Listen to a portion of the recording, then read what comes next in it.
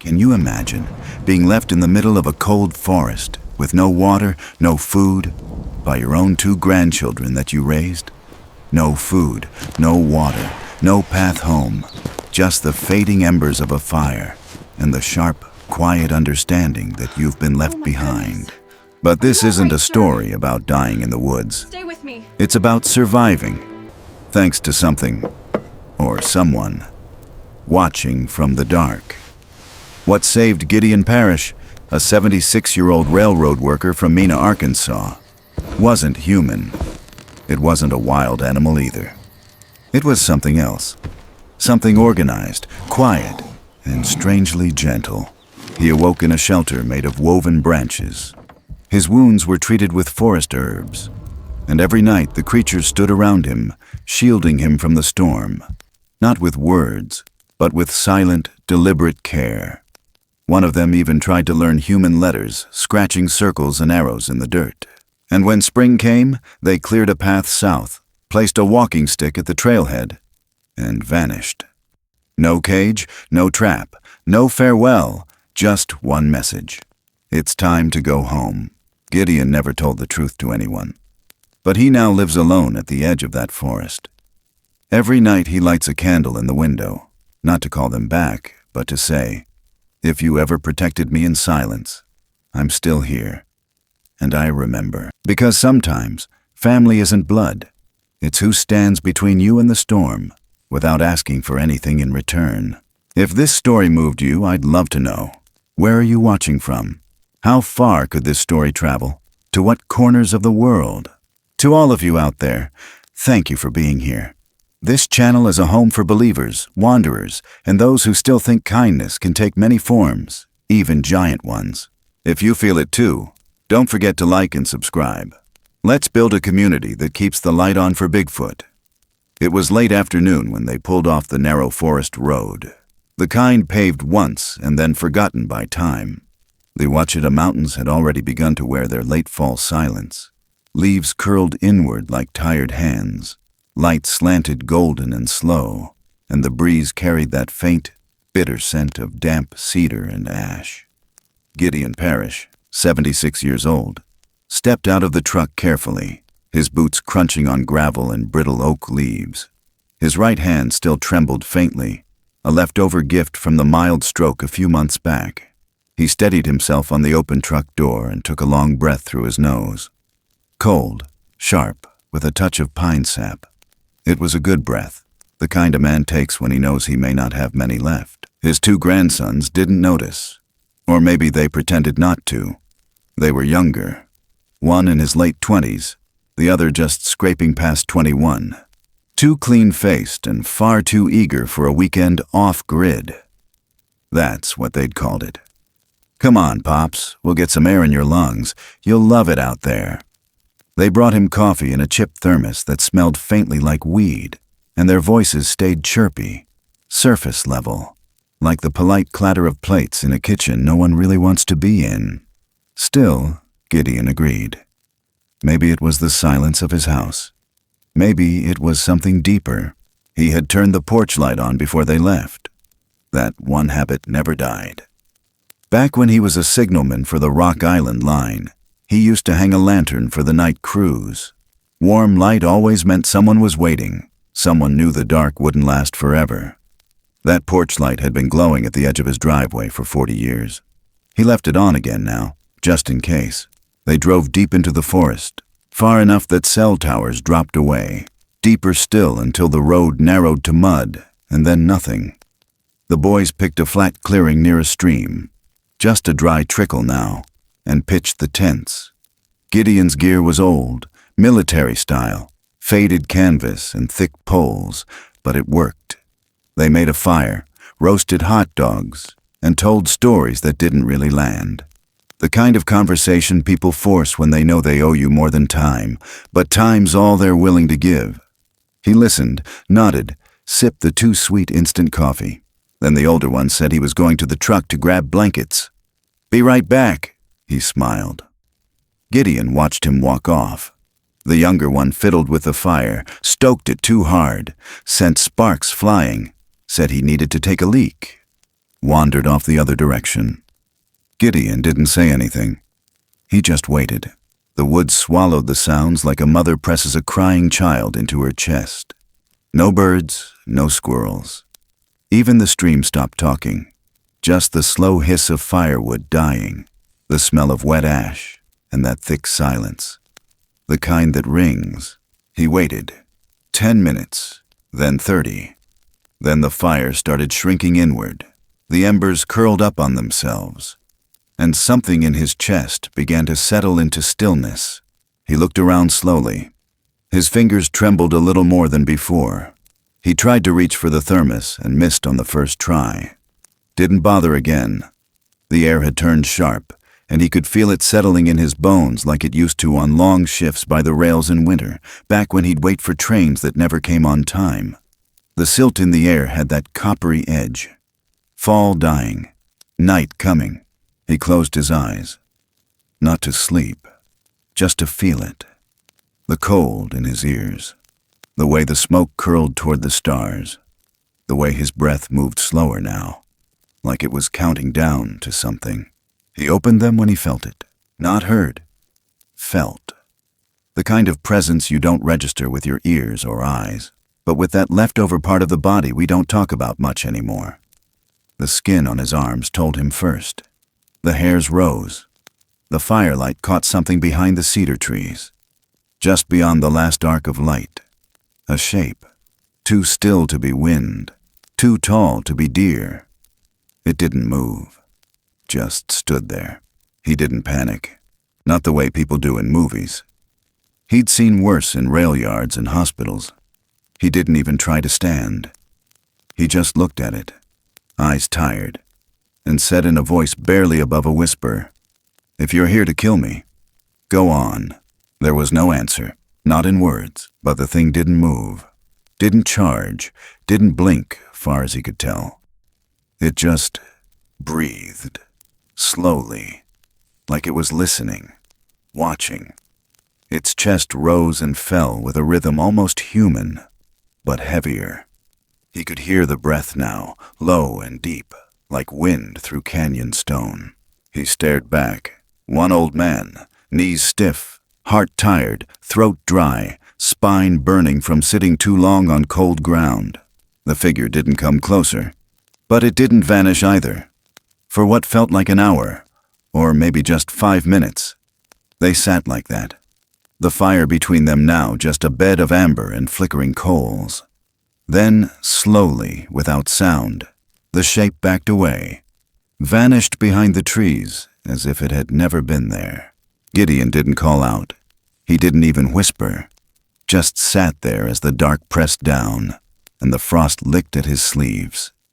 He pulled the coat tighter. The silence settled again, but this time it felt less like abandonment, more like someone standing just beyond reach, choosing not to speak. When he closed his eyes again, it wasn't because he had nothing left to say. It was because, for the first time that night, he didn't feel alone. His breath, now slower, joined the rhythm of the cold, not fighting it, just part of it. Somewhere above, a branch cracked lightly, but not in warning, more like a nod. The coals hissed one last time before they went out, and the forest, at last, slept with him. But the ground beneath him held its warmth just a little longer, as if something had stood close, as if something had chosen not to leave. When Gideon came to, it wasn't light that greeted him first. It was scent, a cool, piney sweetness mixed with something earthy and clean, like crushed ferns after rain. He blinked into the dark above him. Not pitch black, but dappled shadows, woven overhead from branches, twigs, layers of broad leaves packed so tightly that only a faint green glow filtered through. It wasn't a tent. It wasn't anything made by human hands. It was something older, quieter, more deliberate, the kind of place you'd imagine a faun might be born in, or buried. He tried to move, but his leg answered with a sharp hiss of pain. He sucked in air, reached down, and found it wrapped in something not cloth. Leaves, smooth, flat, layered with fibers, wrapped snug around the swollen ankle like it had been treated. Beneath him, pine needles had been spread thick, warm, padded. The scent of them pulled up something from memory. Riding through Wichita at 15, sleeping off a hangover behind a stack of railroad ties, waking to the sound of deer moving through fog. Only now there was no sound, just the low crackle of a fire, small, contained. A modest ring of stones holding the flickering flame that someone had kept alive long enough to roast 2 river fish, gutted, laid open on a flat slab of rock. They were done just right, edges crisped, flesh steaming gently, with wild berries piled beside them in a way too neat to be coincidence. This wasn't some raccoon's stash. He sat up slowly. His shirt clung damp to his back. His boots were gone. Socks, too. He flexed his toes and felt only cool air and packed forest floor. It didn't feel like a robbery. It felt like someone had undressed him to help. He looked around, heart now ticking differently. Not panic, but wonder threaded with caution. A new kind of silence, not empty, but waiting. He wasn't alone.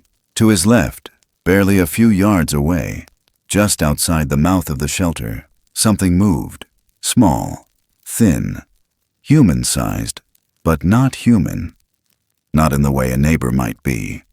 It crouched low, arms long, knees tucked close, spine curved like a question mark. At first, Gideon thought it was part of a tree, the way its fur caught the light in dusty streaks, the way it blended into bark and shadow. But then it tilted its head, slowly. The same way he'd seen possums study things they didn't recognize. Curious, alert, but not afraid. It was watching him.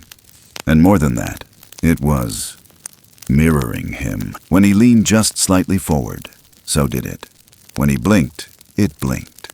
They sat like that a long while. No sound, no motion. Just 2 shapes, breathing. It didn't come closer. Didn't offer help or threat. It just mirrored. Gideon slowly lifted a hand. Not fast, not direct. He let his fingers drift up and out, palm facing down like the way he used to calm skittish mules.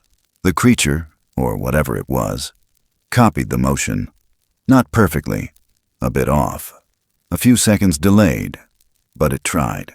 He lowered his hand. It did too. He let out a breath he hadn't realized he'd been holding. There was no wildness in those movements, no twitch or bolt. This wasn't instinct. This wasn't prey reacting to predator. This was learning, intentional. Something inside that shape was watching him not as an animal watches, but like a child might. Gideon reached beside him for a stick, found one long enough, smoothed the end on a stone. Then he began to draw. In the dirt just before the fire, he made a rough circle. Then an arrow. Then he drew a simple human face, just 2 dots and a line for a mouth. He leaned back. The shape crept forward 1 hand's length, paused, then another. Then it reached out, delicately, like testing ice. 1 long finger dipped into the dirt. It copied the circle. Cruder, a little larger. Then it drew a second circle beside it. Then a third. 3 circles, all touching. Gideon stared at it, then nodded. The creature tilted its head again, as if to ask, "Did I get it right?" It had. He didn't speak, didn't want to. Words felt too loud for this place. Instead, he offered something simpler. He hummed, low, raspy, just a few notes. An old tune from his rail days. Something in 3/4 time. The kind of thing you whistle without thinking when you're fixing a busted coupling or tying a scarf. The creature froze. Then, slowly, a sound came from its throat. Not a hum, but something like it. Croaky, uneven, out of rhythm. But it was trying. It was singing. Gideon smiled for the first time in days. For 3 nights, it stayed like that. Each morning when he woke, food was there. Not always fish, sometimes mushrooms, sometimes roots, always paired with berries. laid neatly on stone, always the same stone. Each evening, when the shadows stretched long across the floor of the shelter, the small figure returned, sat just outside the circle of firelight, never entered fully, but close enough to watch. One night, Gideon drew a square and put a roof on it. The creature watched, then scratched a circle beside the square and drew a line from it toward the woods. Path, shelter, connection. It understood. And on the second night, as he hummed that same line again, the figure made a sound not entirely broken. The pitch was closer, the rhythm steadier. On the third night, it reached closer, into the firelight, just long enough for Gideon to see what he hadn't before, its face. Not clear, not lit like a movie scene, but enough. Enough to see that this was no bear cub, no ape, no hoax. There was skin beneath the fine fur, a tone somewhere between ash and rosewood, eyes deep set, wide apart, with a gaze that held sadness. Not instinctive sadness, earned sadness, remembered. It had a short beard that bled into the rest of the fur across its jawline, giving it the kind of face a man might imagine if a wolf lived long enough to regret things. It didn't speak, not with words. But when it touched the dirt that night and drew a curved line with a dot beneath, Gideon felt something in his chest loosen. That's not a letter, he thought. That's a map, a place, a moment. And something out there in the dark moved. He could sense it. Not just one. Others, taller, broader, shapes that came and went just beyond reach. Not circling like predators, but patrolling, guarding. He watched them one night move in a slow, deliberate arc through the undergrowth, each keeping equal distance, each passing within sight, but never closer than necessary. They were watching. Not him. The perimeter. And he realized it then. He wasn't being held. He was being kept safe. These weren't jailers. They were watchers, caretakers. There was no wall around this place, no rope, no cage. But he hadn't left. Not once. Not because he couldn't, because he hadn't been asked to. Not yet.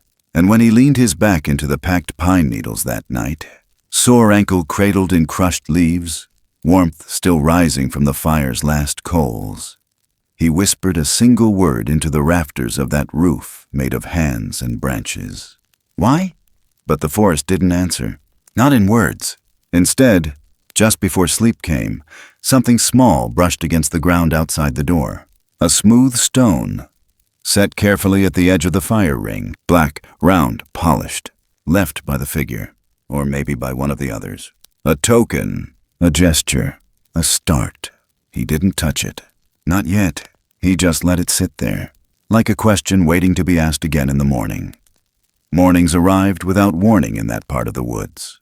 No alarm clocks, no engines, just the light, soft at first, brushing the edge of the shelter like someone opening a door a crack to check if you're still breathing. And each time Gideon woke, he found the same thing waiting. A river fish roasted to a perfect bronze, berries sorted by color and ripeness, mushrooms split open, clean of dirt, and water, always a smooth round stone laid in the center of a big leaf, catching the dew, left like a gesture that asked nothing in return. No footprints, no noise, just provision. Silent, consistent, like clockwork with a beating heart behind it. He wasn't just being kept alive. He was being cared for. And not by something wild. By something that had watched, learned, and made the choice to give. The pain in his ankle had dulled to a manageable throb. He could hobble now, with effort, using a limb of hickory he'd carved into a rough cane. He spent most of his time just outside the shelter, soaking in sun through the trees, listening to the forest breathe. And when he hummed, soft, slow, broken pieces of rail songs, half forgotten over decades, he always felt it before he saw it. The air shifted, the shadows moved without wind, and then that same shape would return, still small, still thin, still crouched, but now bolder. It didn't hide behind trees anymore. It sat across the fire pit, closer each time, Its amber eyes watched everything, hungry not in a way that craved food, but in a way that longed to understand. When Gideon cleared a patch of dirt and drew a line, a crude arrow, it copied him. Not exactly, but close. Then he drew a circle, slowly, with purpose. It responded with 3 overlapping circles like before. Then 4, then 5, patterns, sequences, meaning. It wasn't guessing. He taught, it learned. The next day, he picked up a stick and pressed it into the dirt again. This time, he drew a capital A, then a G, then an O. His own name, or at least the start of it. A piece of it. The figure didn't flinch, just watched. Then reached forward with fingers longer than his, thicker at the joints, and scratched the shape again. Jagged, tilted. But there, he looked up. It tilted its head again. He raised his hand. It copied. He reached out his palm, flat, open. It hesitated, then mirrored the gesture. They didn't touch, but it was enough. He began teaching in silence. Every day, a few new shapes, a few lines, a sun with rays, a tree, a square house with smoke curling from the roof. Sometimes it copied perfectly. Sometimes it drew its own version, a slanted line through the roof, a branch with a loop, a triangle beside a circle. It wasn't mimicry. It was dialogue, held not in words, but in the pressure of fingers against soil. On the 3rd day, he hummed again. The same tune. This time, the figure joined sooner. Its pitch still wrong, its rhythm still broken, but it tried. And when Gideon paused, it continued. Just for a second, as if to say, I remember. The forest around them held the secret. The bigger ones never showed themselves in full, but he saw them. Their outlines moved beyond the trees at dusk. Tall, broad, heavy-chested. They didn't encroach. They didn't threaten. They paced like sentinels. Quiet guardians of a boundary only they understood. One night, as Gideon stirred the coals of the fire, he looked up and saw 3 of them standing in a loose formation just beyond the firelight's edge. Backlit by a sliver of moon, they looked like ancient statues carved from night itself. They didn't come closer, they just stood, watching, breathing, like cliffs that knew how to move. He felt no fear, only awe. The smaller one was already beside him, as if it had been there the whole time. It didn't move when the others appeared, didn't react, just stayed still, eyes fixed on Gideon's face, reading him like a book left out too long in the sun. He felt that look go through him, past his skin, past his age, all the way down to whatever was left inside that hadn't quit on the world just yet. So he did the only thing he could. He offered something back. He cleared the ground with the end of his cane, smoothed a space between them. Then, with shaking fingers, he drew a crude image, a circle for a head, a line for a body, arms, legs. He pointed to himself. Then he drew another, smaller, with longer arms, a rounder face, lines for fur. He pointed to the figure across from him. Then, below both, he drew a hand. Just one, open, fingers spread, big and wide. Then another, smaller, touching. The figure looked down at the drawing for a long time. Then, slowly, with one long finger, it reached out and traced the larger hand. Then the smaller. Then it looked up at him, and Gideon felt something in his chest collapse and rebuild at the same time. The next morning, the food was there again, but this time the berries were shaped into a circle. In the center, a stick figure. Not his. Theirs. A message. We remember. By the 4th day, Gideon could move more freely. Still sore, still stiff, but enough to walk a few paces beyond the clearing. He didn't go far. Didn't want to push past some invisible border he hadn't earned the right to cross. But he noticed something. There were no animal tracks near the shelter. No raccoon scat, no deer prints, no broken branches from passing bears. The space had been kept clean, protected. like a chapel carved into the forest by invisible hands. He began to hum, not just in the mornings, but in the evenings too. Songs he hadn't sung in years. Songs his father taught him while hauling timber through the hollers. Songs his mother hummed while washing dishes in silence. And every time, the figure listened.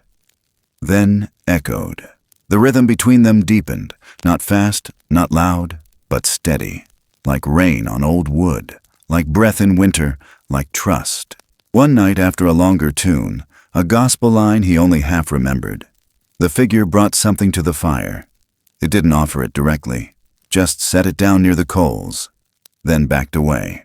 A root, twisted, smooth, wrapped in what looked like strips of moss. Inside, nestled tight, was a small polished stone, black, round, identical to the one from days before. But this time, the moss had been folded in a way that made it look like a cradle.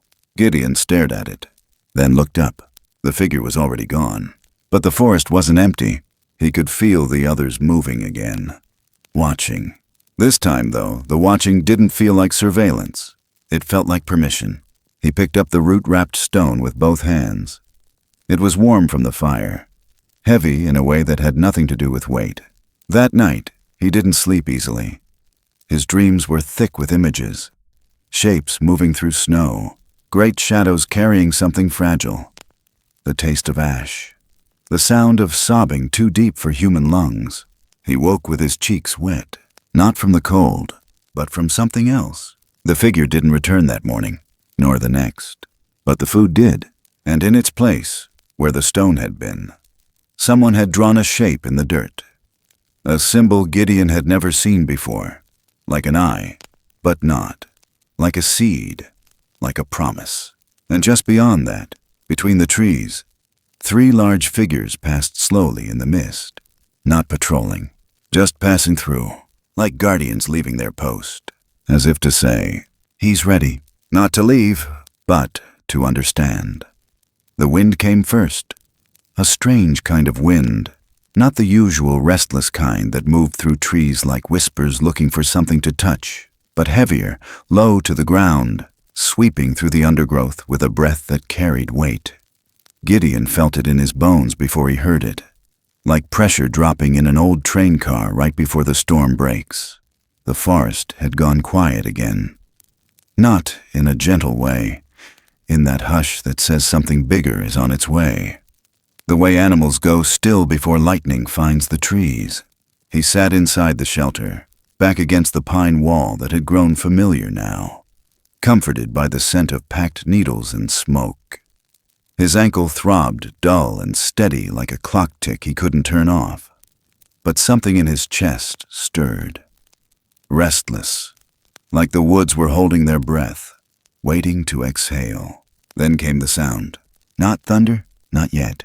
The first drops hit the roof with no warning, sharp, cold, like pennies tossed down from somewhere high. Then it built. Soft to hard.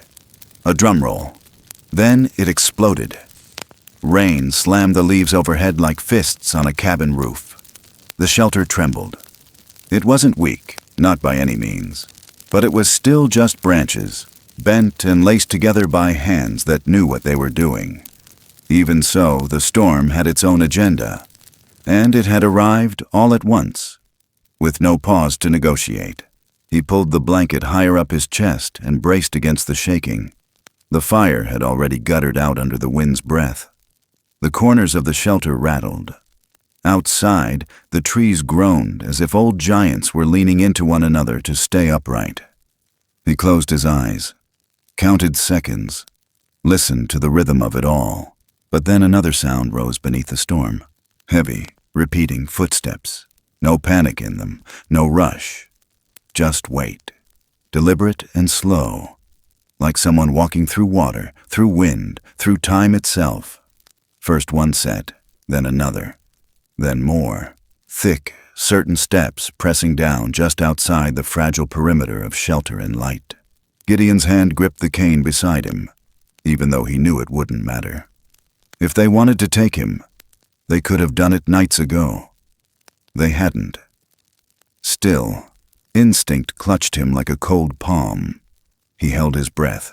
The figures appeared one by one out of the curtain of rain. Massive, looming, not just tall, solid, as if the bones inside them had been carved from riverbed stone. They moved into a semicircle around the shelter. No sound passed between them. No looks, no orders. But each stepped in rhythm, as if they were hearing the same silent song. They faced outward, their backs turned to him, shoulders wide, arms at their sides, heads bowed slightly. They stood between him and the storm, shielding the shelter with their bodies. Gideon could see the muscles shift beneath fur matted by rain, the curve of their spines bending into the gale. Thunder split the sky above them, lighting their silhouettes for a flash, like a photograph burned onto his eyes. He had never seen anything more human and more unhuman in the same frame. One of them adjusted position, barely, just half a step. Then another followed suit, then the next. They rotated places, like a dance. A slow, wordless choreography passed down without instruction, each one taking their turn at the edge, at the hardest spot, where the wind struck first. No one lingered longer than they needed to. They weren't just guarding him. They were shielding each other. He didn't speak. There was nothing to say. Only the sound of wind pushing hard against a wall of silence and resolve. Then, without really meaning to, he started humming. Low, soft, barely more than a breath against the storm. A line from an old hymn he hadn't touched since the funeral of a friend back in '73. He hadn't planned it. The tune just rose up, unasked. Something to tether him to the moment. Or maybe to them. He didn't know if they could hear it. He didn't know if it mattered. But for the first time in the middle of something terrifying, he didn't feel scared. He felt included. The storm didn't ease right away. It stayed angry, kept lashing, but it didn't get in. Not a single drop reached him through the shifting line of bodies outside. The shelter creaked, but it held. The fire died, but warmth remained in the earth where the coals had burned earlier. Somehow, the cold couldn't touch him. Something bigger was holding it back. Eventually, the wind calmed. The rain faded from hammer strikes to soft fingers. Then, nothing.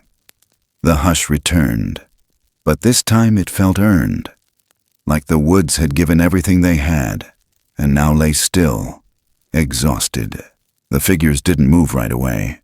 They stood until the last raindrop had fallen, until the sky no longer groaned.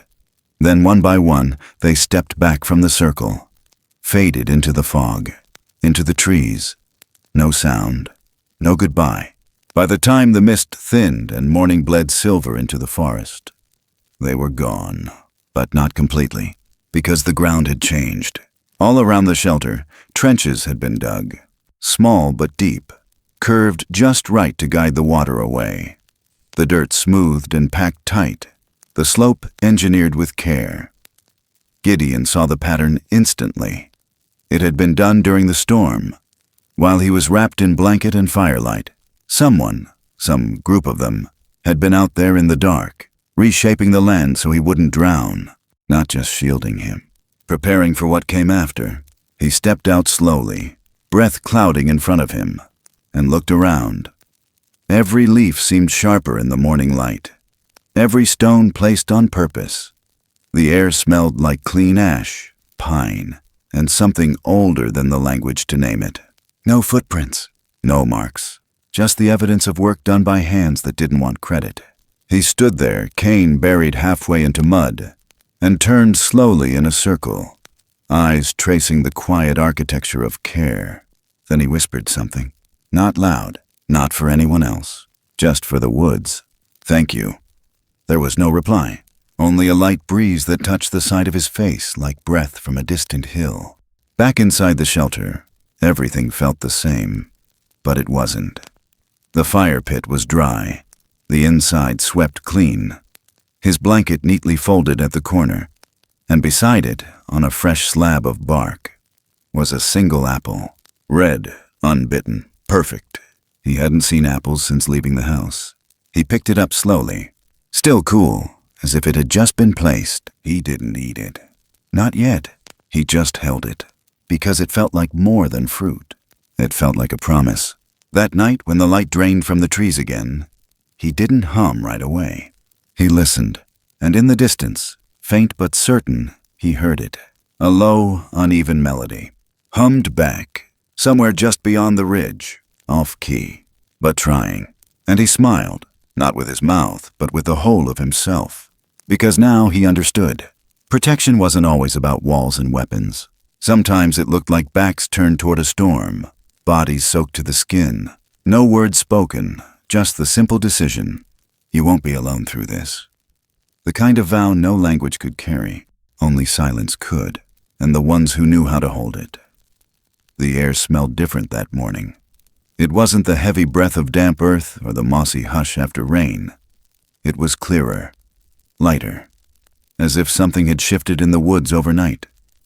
Gideon stirred beneath the woven branches of the shelter, his body slow but no longer helpless. The ache in his ankle had dulled into something manageable, and his hands, though old and veined like dry riverbeds, were steady when he pushed himself upright.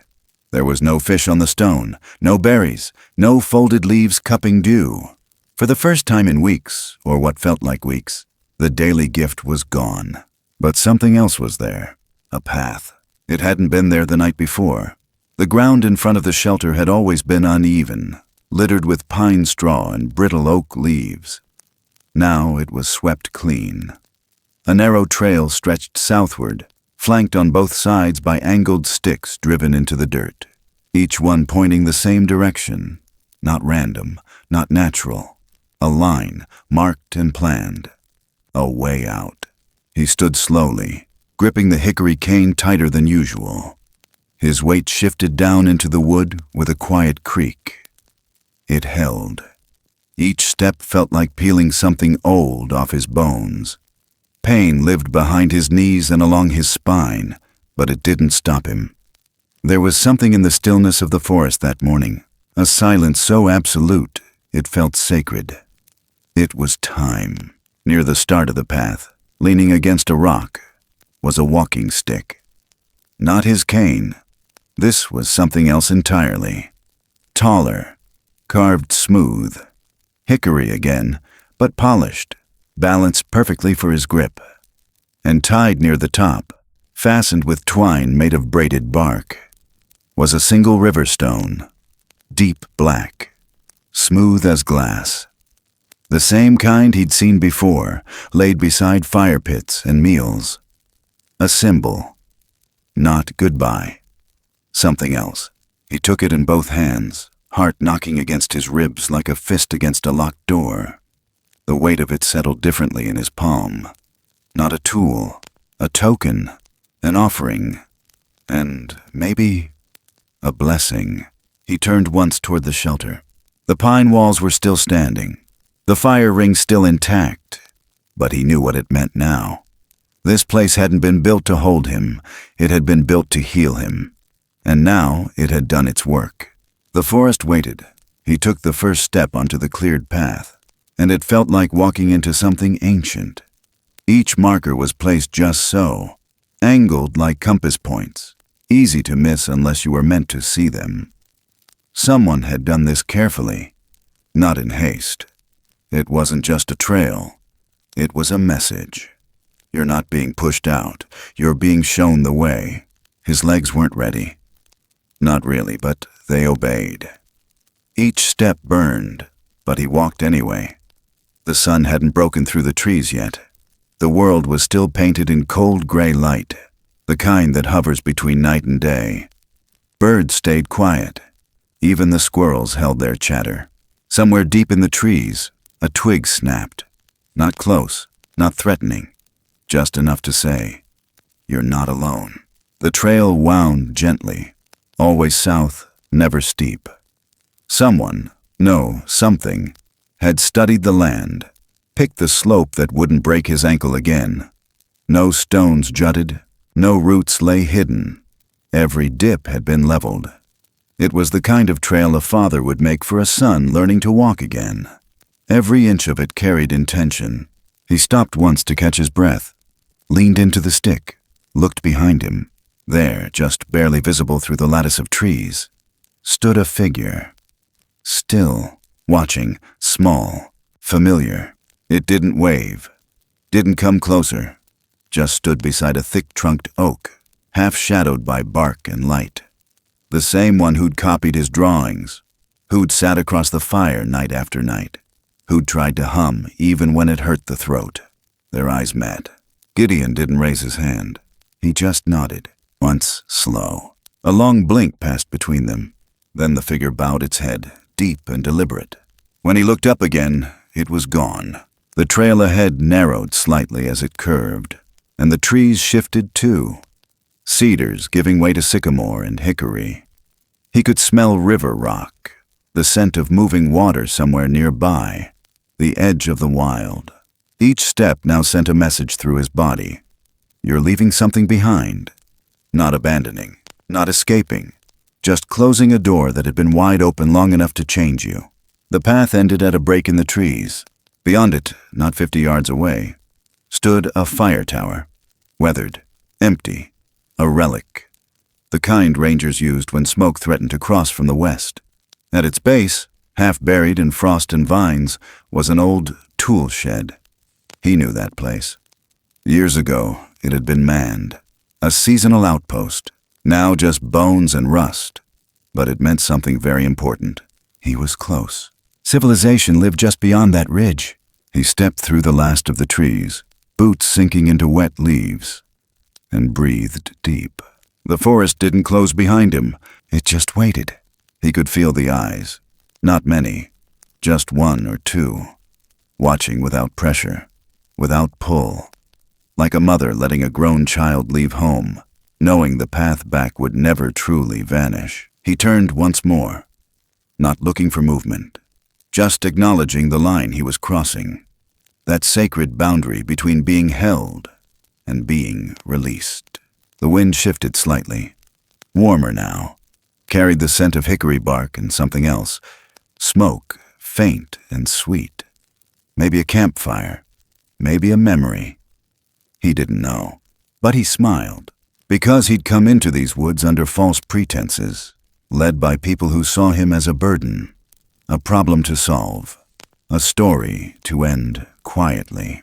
And here he was, not ended, not abandoned, but rebuilt piece by quiet piece, by something no one would believe. He tightened his grip on the staff, felt the stone swing gently like a heartbeat against the wood. Then, 1 foot at a time, he walked toward the shed. He didn't stop to rest, didn't look back again, because he knew now that some things don't need ceremony to be sacred. Some goodbyes are already understood, and the trail he'd been given wasn't a gift to hold on to.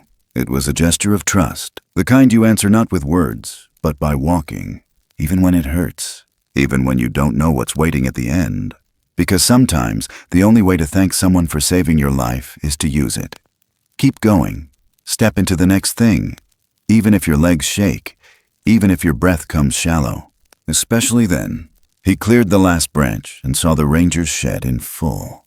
And just beyond it, the glint of a gravel road. Somewhere down that road would be a phone, a name on a form, a version of a story that would never quite match the truth.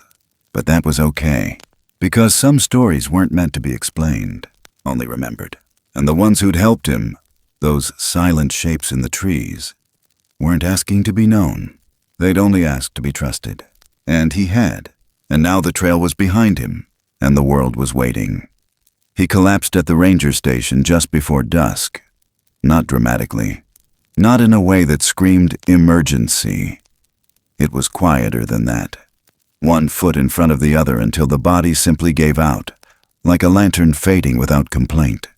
He barely made it to the porch, one hand gripping the post, the other clutched around that polished hickory stick. His legs folded under him. He hit the floorboard's knees first, then shoulder, then head.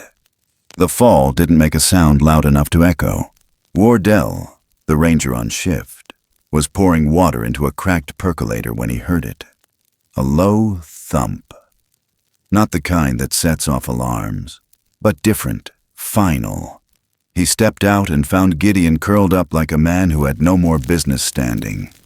Mud crusted his jeans. His eyes were open but unfocused. The beard was wild now. Full white, yellowed in spots. Skin around the knuckles cracked and blackened from cold. Wardell didn't ask a single question. Just dropped to one knee, slid both arms under the man's shoulders, and lifted. Gideon was lighter than he should have been. Bones and flannel and whatever kept old men going when they should have been long gone. The younger man brought him inside, settled him onto the cot, pulled the wool blanket from the back hook, and wrapped him up tight. Then water. Then silence. He let the man breathe. Let the man come back on his own time. Only when the breathing steadied and the eyelids stopped fluttering did Wardell say, almost too gently, "You're safe now, sir." Gideon didn't answer. Not with words. But something in the way his eyes moved said he heard. He spent the night there. Drifted in and out of sleep. Mumbled things that didn't line up right. Half phrases, train yard songs, the same humming he'd whispered in the woods. Wardell didn't press. He just stayed close, checking the old man's pulse, heating soup, swapping cold compresses without ceremony. The kind of care that expects nothing back. Morning brought questions. Not from Wardell, but from the world outside. By the time noon rolled around, word had spread. Old man found in the woods. Been missing days, maybe weeks. Family had filed a report. Police log flagged his name. Sheriff's office called twice. Media once. Someone said the grandkids had already shown up, looking like grief itself, talking about how they thought he was gone for good. They cried for cameras. Wiped cheeks that never got wet. Told the same story. Grandpa must have wandered off. Must have gotten turned around. Got confused. Poor thing. But Wardell saw it different.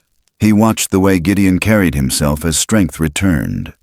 Not like a man who'd been lost, but like a man who'd gone somewhere on purpose. There was a calm to him now. A slow, steady rhythm in his movements, as if the woods had pressed into him like a thumbprint on wet clay. Something had changed. Gideon didn't argue with the headlines. Didn't correct the reporters. He sat quiet while they asked questions, eyes focused just past them, as though he were listening to something else entirely. He let them call it a miracle. Let them pat his shoulder. Let them talk. He never mentioned the shelter, the fire pit, the fish laid out each morning, the leaves wrapped tight around his swollen ankle, the watchful eyes beyond the tree line, the great shapes that had stood between him and the storm. He said none of it, and not because he doubted what happened, but because he knew it didn't belong to anyone else, not even the parts that had healed him. He didn't mention the walking stick either, the one he still carried, the one with the smooth black stone tied to the top. He knew Wardell had seen it. The ranger had picked it up himself when helping him off the ground, had handed it back with both palms open like a gift, even though it was Gideon's to begin with. Wardell hadn't asked about the stone, but he'd seen it, and he knew. Something passed between them that day. A shared silence, deeper than words. The kind of silence men carry when they both know something unexplainable and choose not to strip it down to language. Gideon didn't have to explain. Wardell didn't need him to. A few days later, Wardell watched the grandkids put on their performance. Cheap denim and cologne. One of them even wore a cross they didn't believe in, swinging on a chain too clean to have history. They posed for a photo with Gideon, arms around his shoulder, smiles too sharp. Said all the right things. Told the world they were just relieved, that they'd been praying, that they'd never stopped looking. Wardell stood behind the screen door, one hand on the frame, watching it all. He saw Gideon glance back once. Their eyes met. No words passed between them, but Wardell knew what he was seeing. A man who had chosen not to burn the whole thing down. A man who knew what those boys had done, and still chose silence. Chose restraint. Chose to let the past stay buried, even if it didn't deserve that kind of mercy. Later that evening, when the boys were gone and the porch lights buzzed against the first night insects, Wardell stepped outside with 2 cups of coffee. He sat next to Gideon on the bench. Neither of them spoke. Not at first. Then, finally, after long minutes folded over the rim of the cup, Wardell said, "You don't have to explain it to me." Gideon didn't answer, but that was the answer, and Wardell nodded. They sipped, listened to the wind brushing through the pines. Somewhere out there, an owl gave a low, short call. Then silence again. Gideon leaned back, stick across his lap, eyes on the tree line. "I ain't lost," he said softly, like he was talking to the wind, not the man beside him. "No, sir," Wardell said. "I didn't think you were." Another long silence. Then Gideon said, "I didn't walk out. I was walked back." Wardell blinked slow. "Yeah, I figured." And that was all. No details, no proof. Just 2 men sitting with what they knew. The next morning, the story hit the local paper. "Elderly man survives weeks in Ouachita wilderness." The article made it seem like a fairy tale, like he'd stumbled on luck and grit and the old bones of Appalachian stubbornness, like the forest had spared him just for the drama of it. They printed a photo. One of the boys had snapped it, Gideon looking thin but smiling faintly, cane in hand, the stone still tied at the top, visible if you looked hard enough. No one asked about it. No one noticed. But Wardell clipped the article and tucked it into the drawer beneath the ranger station's logbook.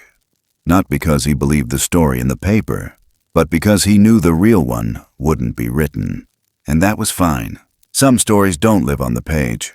They live in the pause between one heartbeat and the next, in the quiet glance between 2 men who've seen too much to speak of it, in the weight of a stick laid gently against a wall before a man steps inside. Gideon stayed in town a little while longer.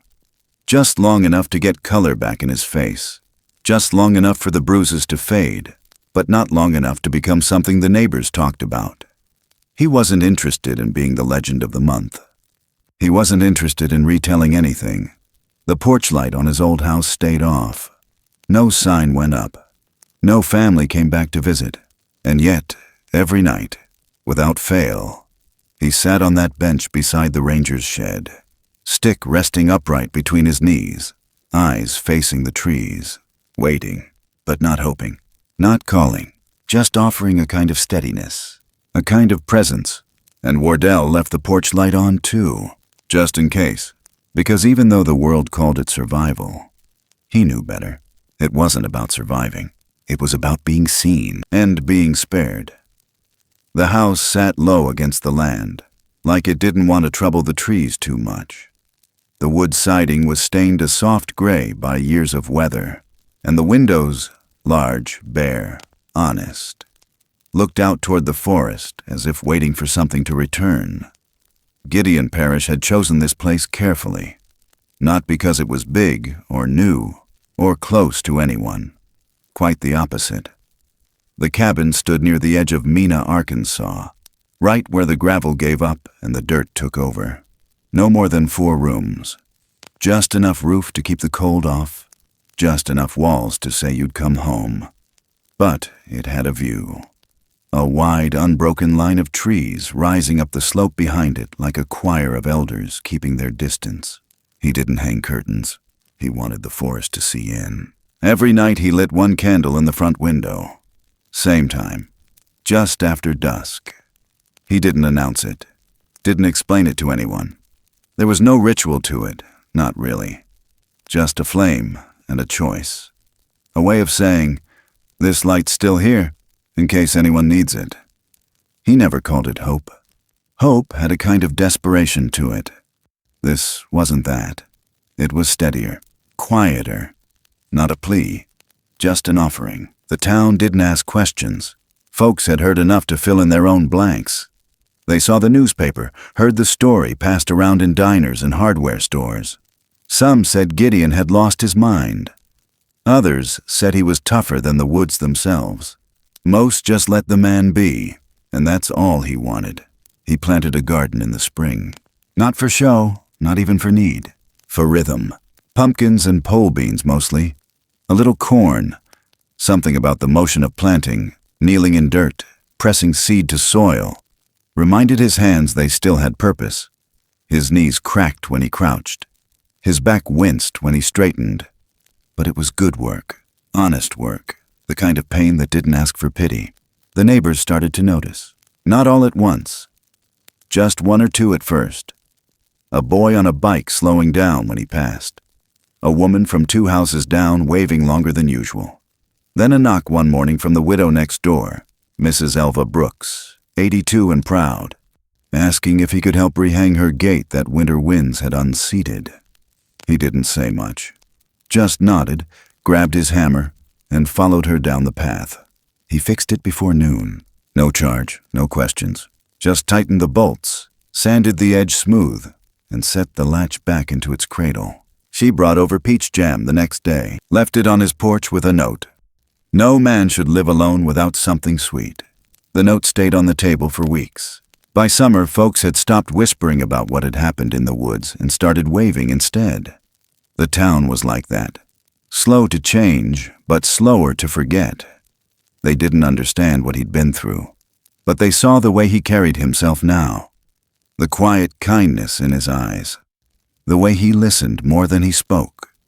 That counts for something, even in a place where stories grow sideways. One night just before the crickets started their racket, Gideon stepped out to check the weather and saw something on the porch. It hadn't been there that morning. A small piece of wood, smooth and dark. Not carved, not shaped, just polished, as if fingers had turned it over 100 times. It sat exactly in the center of the top step, too placed to be random, too quiet to be proud. He stood there staring at it. Didn't bend down, didn't pick it up, just looked. He knew what it meant. It wasn't a message. It was a gesture. The kind children make when they miss you, but don't know how to say it. The kind that says, I still remember. He left it where it was. The next morning it was still there. He didn't move it, didn't bring it inside. That little piece of wood stayed exactly where it had been placed, like a museum kept under the open sky. Not for show, for acknowledgement, for memory. Time moved the way it always does in places like Mena, quietly, without drama. The heat came, the bugs buzzed. The sky went from soft blue to harsh white and back again, and the garden kept growing. So did the silence. Not the bad kind, not the kind that aches, the good kind, the kind you learn to breathe inside. Gideon settled into it. His body slowed. His routines deepened. He sharpened his tools not because he needed to, but because it felt good to keep things ready. He sat on the porch most evenings, just past sundown, just long enough to see the forest start its nightly shift. He kept the candle lit, even when it rained, even when the power went out, even when no one passed by to see it. One night he fell asleep in the rocking chair. Not deeply, not dangerously, just enough to let the muscles go soft. And when he woke, there was a sound, a footstep. Bare, light, careful, not on the porch, but near it. He didn't move, didn't speak. Let his breath settle into the stillness, and after a few seconds, it was gone. No knock, no shadow, just presence. The next morning, another token. A feather, tucked gently against the edge of the window frame. Long, black, with a single gray streak through the middle. He let that one stay too. And this time he smiled. Not wide, not loud. Just enough to crease the corner of his eyes. That fall, the first frost came late. The pumpkins held on longer than expected, and the trees turned gold in the slow, drawn-out way they do when the weather's confused. Gideon watched it all without needing anything more. He didn't wait for a return. Didn't pray for another visit. He understood the rhythm now. They didn't come when you called. They came when you left space for them. That's what the candle was. A space. An opening? Not a demand. He wondered sometimes if the little one was still out there. Taller now, maybe. Stronger. Still drawing circles in the dirt. Still listening for old songs. He didn't need to know. It was enough to keep the window clean. To light the candle. To sit quietly and trust that some things don't end just because you walk away. Some things walk with you. Even when you don't see them. Even when they say nothing at all. Especially then. The sun hung low, soft as a golden coin caught in a child's hand, and the porch boards beneath Gideon's boots held the last of the day's warmth. The light stretched long across the yard, brushing over the pumpkin vines and dry fence posts like it was saying goodbye without saying the words. Summer was nearly finished, but the air hadn't quite given up the ghost of heat. Crickets tuned their wings. The sky was that pale orange that only came around once a year, when August tipped forward into September and the earth started breathing different. Gideon rocked gently in the chair he'd resanded last spring. It still creaked on the back sway, like an old man clearing his throat. His cane leaned against the railing beside him, and the walking stick, the one, rested against his right thigh, hickory polished smooth from use. The black stone still tied there at the top. That stone hadn't cracked. Not once, not even during the worst winter or the roughest days. It stayed, like it had been waiting its whole life to be held by someone who'd understand what it meant without asking. A candle flickered behind the window glass just over his shoulder. He lit it every night now. Didn't skip, not even once. Even when power lines went down, even when he had to fumble with matches by feel alone, even when no one drove past to see it. That little flame was never about being seen. It was about being there. A quiet answer to a question no one had spoken out loud. A light for someone lost, or someone remembering, or someone who couldn't knock. He didn't need to know which. Sometimes he saw them. Not clearly, not always. But enough. A pair of amber eyes paused at the edge of the tree line just before moonrise. A shape between two oaks that wasn't there the night before. A sound like a branch snapping, but too slow, too careful, and always at the same time of day. Right after sunset, right before full dark. They didn't come close anymore. Not like before.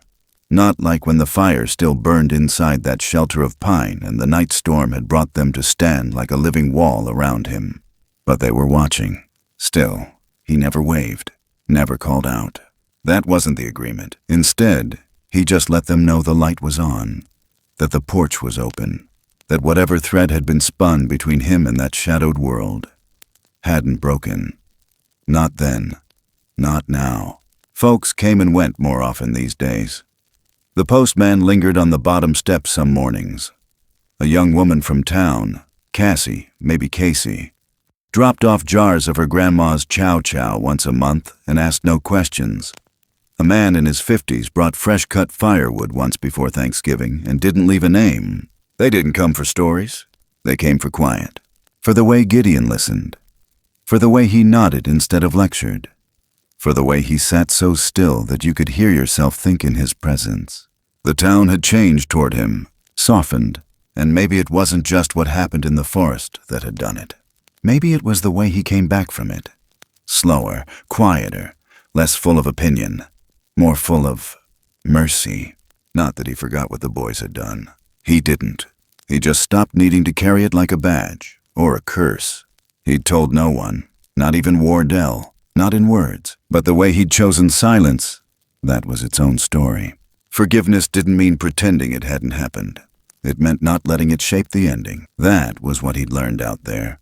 On ground that didn't speak, but held your weight like it remembered who you were. On soil that had once grown something wild enough to walk beside a man and not ask anything of him except that he stand still and be true. That was enough. That had always been enough. He leaned forward now. Fingers curled loosely around the handle of the walking stick. The porch boards groaned. His knees ached. But the pain had softened too. It was a familiar thing. Not cruel anymore. Just part of the terms. Out in the yard, the breeze caught the edge of an old wind chime. The sound was dull now. 3 notes short, rusted through. But it still tried to sing. Tried to say, something is still here. And he heard it. He heard everything more sharply these days. The wings of a crow cutting across morning fog. The way dust moved across gravel when a car turned down the hill.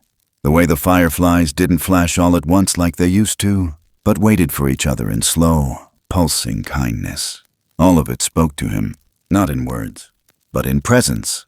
He remembered something Lydia Mooney had said to him all those years ago when he first moved near the edge of the woods, before the stroke, before the shelter. She'd said, "It's not about being needed. It's about being here in case." That's what the candle was. That's what he was now. He wasn't trying to save anything. He was just here, and he would be for as long as he could. Behind him, the candle flickered again. A bug tapped once against the window pane and was gone. A car passed far off on the main road. Then silence again. He closed his eyes. Let the chair creak once more beneath him. Let the light stretch long across the floorboards, warming the soles of his boots. Somewhere, deeper in the woods, two shapes paused just long enough to look toward the flame. He didn't need to see them. He knew they were there, and they knew he knew. That was the bond. Not forged in noise, not broken by time, only held, quietly, gently. The same way a child might hold something fragile in the dark, afraid to drop it, but more afraid to lose what it meant. He opened his eyes again and looked out over the trees. The sky had turned navy. The candle glowed behind him, brighter now in contrast. He didn't move, didn't speak. He just stayed where he was, rocking slow, like the night itself had a rhythm, and he'd finally learned to match it. The light would stay on until the last time someone needed it, and even then, he'd keep the window clear, just in case the lost ever wandered close again. Because not every path ends where you expect it, and not every hand reaches out loud. Some love looks like leaving something behind on a step. Some promises are kept with silence, and some men, if they're lucky, get to be the porch light, even after everyone's forgotten the door. Sometimes the quietest stories are the ones that echo the longest, not because they shout, but because they listen. Stories that unfold not in grand gestures, but in the spaces between one breath and the next, in the hush of a forest after rain, in the weight of a hand resting gently on a worn table, in the flicker of a single porch light lit not to be seen, but simply to be there. This was a story about presence, about what it means to stay, not because you're asked to, but because you choose to. About kindness that expects nothing, about the silent ways we say, "I see you, I remember you. You are not forgotten." There are people in this world who will never be known for what they endured. They won't show up in headlines. Their names won't echo in museums. But they carry something sacred just the same. A kind of grace that's not built on loudness, but on steadiness. On the courage to light a candle even when no one is watching. On the decision to leave the door cracked open, not out of naivety, but out of deep, quiet hope that someone, somewhere, might still find their way home. Because maybe the most human thing we can do is refuse to let the light go out, even when it's hard, especially then. And maybe mercy doesn't mean forgetting what's been done. Maybe it means choosing not to let it harden us. Maybe it means holding space for someone else's pain without letting it drown our own. Maybe the strongest thing in the world isn't justice or survival or even truth. It's compassion. The kind you don't advertise.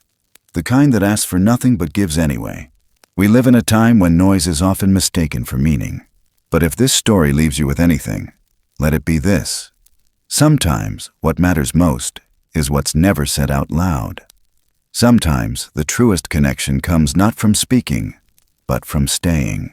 So wherever you are right now, whether you're watching from a quiet kitchen or a busy city street, we hope this story reached you. In some small way. Maybe it reminded you of something you've forgotten, or someone, or some feeling you once carried but didn't know how to name. We'd love to hear what this story stirred in you. Share your thoughts in the comments. Tell us what moved you, what stayed with you after the final frame. And if you felt something here, something honest, something human, consider subscribing, following, or simply sticking around for the next story. Because sometimes, even in the darkest woods, all it takes is one quiet light left burning to let someone know they're not alone. Thank you for being here.